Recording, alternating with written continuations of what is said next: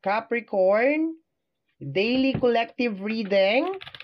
Ang gagawin natin ngayon, my dear, is para sa araw ng August 13, 2025. Okay? Capricorn. Kukuha lang tayo dito ng 6 na card. Tingnan natin kung anong mga eksena, kaganapan, message galing sa ating mga spirit guides ang kinakailangan mo malaman para sa araw ng August 13, 2025. Okay? Tingnan natin. Capricorn. Meron na tayong first card. Tama ka. Teka, tama ka. Minahal lang kita dahil kailangan kita. Okay?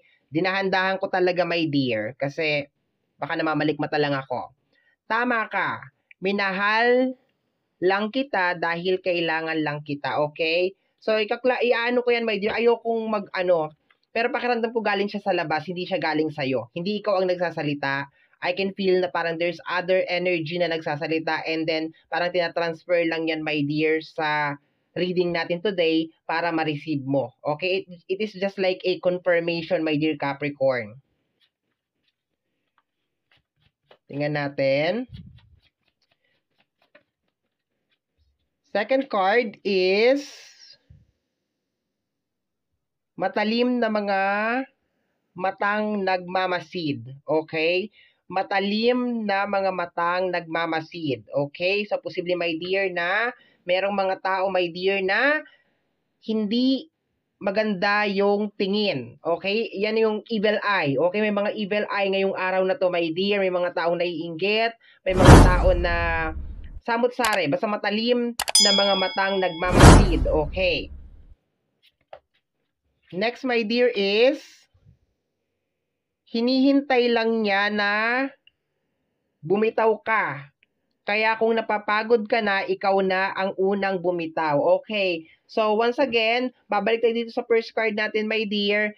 Itong card na to, tama yung nare-receive ko na energy na galing to sa labas. Okay? So, posibleng ang tinutukoy dito, my dear, is your partner. Pero, hindi ko naman kino-close, my dear, hindi ko kino-close, my dear, yung friends, yung kaibigan. Okay? Kasi, di ba, mahirap na mag-focus na lang tayo sa relationship. Pwedeng kaibigan mo rin to, my dear, na minahal ka lang dahil may kailangan lang sa'yo, okay? And hinihintay lang na bumitaw ka.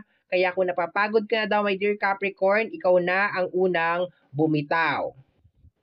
Posible din, my dear, na may inggit sa'yo kasi matalim na mga mata nagmamasid. O posible may inggit sa'yo, okay? Let's go, my dear. Last 3 cards, my dear Capricorn. We have here nagbubulungan na parang mga bubuyog. Okay. So, posibleng pinag-uusapan ka rin, my dear Capricorn, sa araw na ito. Ayan. At the same time, matalim na mga matang nagmamasid. Tinitingnan yung mga kilos mo. Pakiramdam ko, my dear, inggit to. May mga taong naiinggit sa'yo, my dear, sa araw na ito. Tingnan natin, my dear. Last 2 cards. Once again, reading mo to, my dear, para sa araw ng August 13, 2025. We have here, malinis ba ang entrance ng bahay mo? My dear Capricorn, malinis ba ang entrance ng bahay mo? Tandaan, ang maduming entrance ng bahay ay umaakit ng negatibong energy, okay? So, paki-double check, my dear, ang entrance ng bahay. Kung medyo makalat, madumi, may mga bagay na nakakalat sa entrance ng bahay, pakitanggal, pakilinis, my dear, kasi kaya siguro ganito ang nangyayari, okay? Dahil sa entrance ng bahay. Let's go, my dear Capricorn. Last card.